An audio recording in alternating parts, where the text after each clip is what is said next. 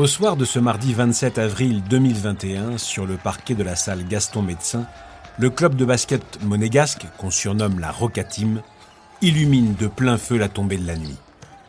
Installé dans la tribune princière, le prince Albert II, écharpe rouge et blanche autour du cou, retient son souffle depuis près de 40 minutes. Face aux Russes de l'Unix Kazan, l'AS Monaco Basket joue les derniers instants de la première manche de sa première finale européenne. Podcast Story. Il reste 28 secondes de jeu. Les Russes mènent d'un tout petit point, 86-87. Autour du terrain, debout, visage fermé, les joueurs et les membres du staff frappent constamment des mains. Des claquements assourdissants des deux côtés du banc qui se confondent en un torrent d'encouragement et de soutien.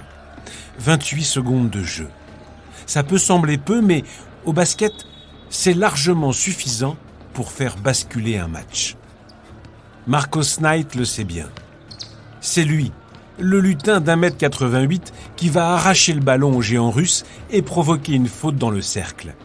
Coup de sifflet. L'arbitre désigne la ligne des lancers francs. Sur les visages dégoulinants de sueur, les regards complices se croisent.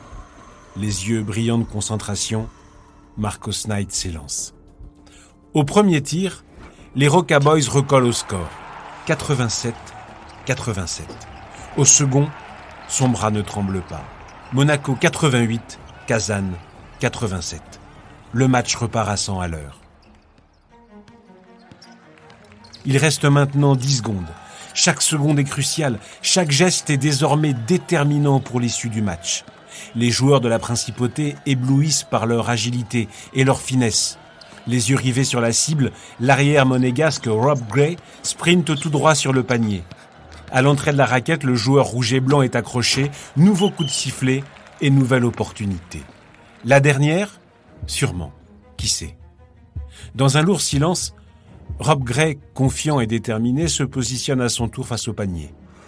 Il saisit le ballon, le fait rebondir plusieurs fois avant d'amorcer son shoot. Le mouvement est parfait. Les bras vers le haut, il lâche délicatement le cuir. Avec une précision millimétrée, le ballon s'engouffre dans le filet blanc et plonge de nouveau les monégasques dans l'euphorie, 89-87. Au deuxième lancer franc, la pression prend le dessus. Le tir de Rob Gray passe à côté. Il reste alors 4 secondes de jeu. Ces 2 petits points d'avance ne suffisent pas pour autant à éteindre la machine russe. Bien au contraire. Jordan Theodore, l'intenable meneur de jeu russe, s'empare du ballon, remonte le terrain à pleine vitesse et se faufile à l'intérieur de la raquette. D'un coup, il stoppe sa course et tente le dernier tir de la rencontre sur le buzzer. Le ballon s'envole et flotte un instant dans les airs. Dans l'enceinte de la salle omnisport du stade Louis II, le temps s'arrête net. Tous les regards suivent la balle, qui retombe lentement, en dehors du cercle orange. Il est 20h26, l'arbitre siffle la fin de la rencontre. Au terme d'une bataille acharnée et d'une fin de match complètement folle, la Roca Team s'impose sur son terrain 89-87. Elle n'est maintenant plus qu'à une seule marche de remporter le plus beau des titres de son histoire et de contribuer ainsi au rayonnement du Rocher sur la scène sportive internationale. Malgré une superficie réduite, la Principauté est aujourd'hui reconnue comme un acteur majeur du sport de haut niveau. Son club de basket, à l'instar du football, du tennis, de la Formule 1, des jumping ou encore des meetings d'athlétisme ou de natation y contribue. Officiellement créée en 1928, l'équipe monégasque s'impose rapidement au sommet du basket français. Mais toutes ces brillantes saisons au meilleur niveau de la compétition n'empêchent pas l'ASM Basket de sombrer au tournant des années 90 dans les divisions inférieures. C'est Sergei Diadeshko, un homme d'affaires et mécène ukrainien, qui reprend le club en 2014. Et c'est sous l'impulsion de ce jeune banquier d'une quarantaine d'années, passionné et audacieux, que la Roca Team va se propulser dans une toute autre dimension. La machine monégasque est relancée, les victoires s'enchaînent et les tribunes se remplissent de nouveau. En l'espace de 4 saisons, l'ASM Basket passe de la 4e division au plus haut niveau, terminant 3 années de suite à la première place de la saison régulière de Pro A. Jamais, Dans toute l'histoire du basket français, un club n'avait tracé une trajectoire aussi fulgurante. Coaché de main de maître par son entraîneur mythique, Zviefdan Mitrovic, la force collective de la Roca Team réalise en 2021 un parcours européen exceptionnel qui la propulse sur le toit de l'Europe. Alors ce 30 avril 2021, lorsque les joueurs monégasques débarquent sur les rives de la Volga pour la seconde manche de cette finale de l'Eurocup, c'est en véritable guerrier qu'ils se positionnent sur le parquet russe de l'Unix Kazan. À 700 km à l'est de Moscou, dans l'enceinte du Basket Hall Arena de Kazan, plus de 5000 personnes s'égosillent. Les chants résonnent et le parquet tremble. Face aux Roca Boys, l'équipe russe, portée par son public et son armada de joueurs américains, se positionne. Les regards se croisent, se toisent, se provoquent. Dans l'arène, l'air est chargé d'impatience. La tension est palpable. D'un coup, la sonnerie retentit et l'arbitre envoie la balle dans les airs. 2 joueurs s'élancent, les mains tendues vers la descente du ballon. Le bruit sourd du cuir qui frappe le sol se mélange au crissement des chaussures qui frottent le parquet poli. Dès le coup d'envoi, le rythme est implacable. Les joueurs se défient physiquement, les contacts sont rudes. Les 2 équipes se rendent coup pour coup. Les hommes de Zviefdan Mitrovic font preuve d'un admirable sang-froid qui surprend l'adversaire. Malgré la bonne entame de match de l'ASM, les Russes mènent à la fin du premier quart-temps 26-24. Les hommes de la Roca Team, tout en se désaltérant, se regroupent sur le parquet et Dibast, en bon capitaine et meneur, rebooste chacun de ses coéquipiers. La machine monégasque se relance. Dès l'entame du deuxième quart-temps, les Roca Boys redoublent d'intensité et reprennent le contrôle du match. Intenable offensivement, Rob Gray pivote, coupe à travers la défense avec une vitesse et une précision stupéfiantes. Perché sur sa ligne de touche, le coach russe Dimitris Priftis aboie frénétiquement ses instructions et s'agace. Sa stratégie semble inefficace pour contrôler les offensives monégasques. Pratiquement au buzzer, l'Unix Kazan recolle. À la pause, ce sont les monégasques qui mènent 48-47, un seul petit point d'écart. Les joueurs regagnent les vestiaires. Les 2 équipes ont besoin de souffler. À plusieurs milliers de kilomètres de là, en principauté, les monégasques commencent doucement à y croire. Telle une machine bien huilée, les Roca Boys se déplacent en parfaite harmonie, exécutant des passes précises qui semblent faire danser sans effort le ballon dans les airs. Il est 20h10 à l'est de la Russie, 1 heure de moins à Monaco.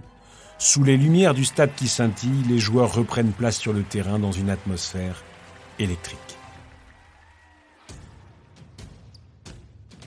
Ce troisième quart-temps débute dans une ambiance survoltée. Les joueurs plongent et se bousculent sur chacune des balles perdues. La défense monégasque, déterminée à contrecarrer les offensives russes, s'aligne sur leurs moindres mouvements.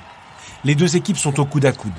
Et lorsque le buzzer marque la fin de ce troisième quart-temps, ce sont les Russes qui, cette fois-ci, mènent d'un petit point. 67-66.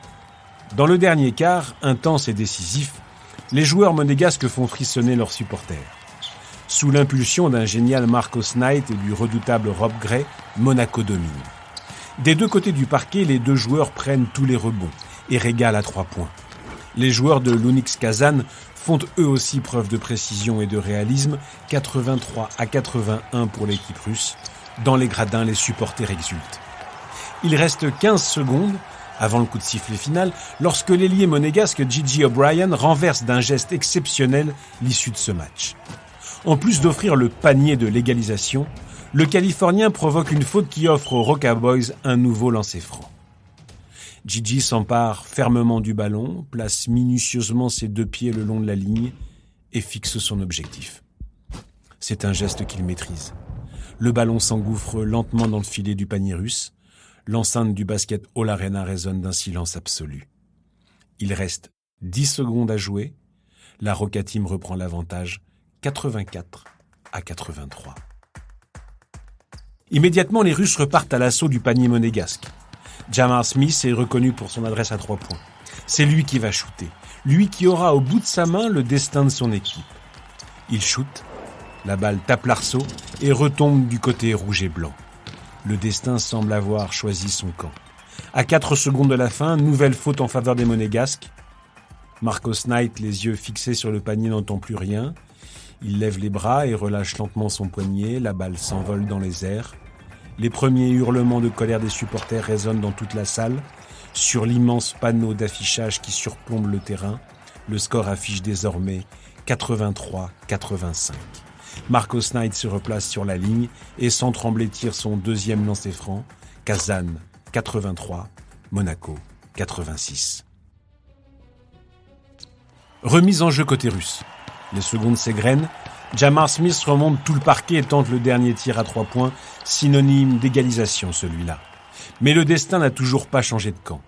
Le ballon frappe encore le cerceau. Le public est muet. Le coup de sifflet final retentit. Tout le banc explose de joie. Les joueurs se prennent dans les bras. La montagne russe a cédé face à cette équipe qui a fait preuve de solidarité et de maîtrise. C'est au mental et avec ce supplément d'âme qui définit les grandes équipes que la Roca Team a réussi l'exploit de battre les joueurs de l'Unics Kazan sur leur parquet. À Monaco, on savoure aussi cette victoire qui permet au club de rentrer dans le Gotha du basket européen. Quelques semaines plus tard, les héros de Monaco ont de nouveau rendez-vous avec l'histoire. Costume bleu marine, chemise blanche et cravate rouge, les géants de la Roca Team traversent ensemble, concentrés et solidaires comme sur le parquet, l'immense porte de la forteresse qui mène à l'entrée du palais de Monaco. En haut des grands escaliers, le prince Albert II, tout sourire, les regarde arriver. Ce jour-là, face à la prestigieuse Coupe d'Europe qui trône sur le somptueux parquet du palais princier, Marcos Knight, Gigi O'Brien, Mathias Le Sort, Rob Gray et tous leurs coéquipiers reçoivent des mains du prince Albert II l'une des plus belles récompenses, la médaille des sports de la principauté de Monaco. En France, comme dans le reste de l'Europe, l'AS Monaco Basket est définitivement passé dans une toute autre dimension. La Roca Team s'appelle désormais la Roca Dream. Podcast Story. On a tous une histoire à écouter. Ne manquez aucun épisode de Podcast Story. Abonnez-vous et mettez 5 étoiles sur Podcast Addict, Amazon Music ou Spotify.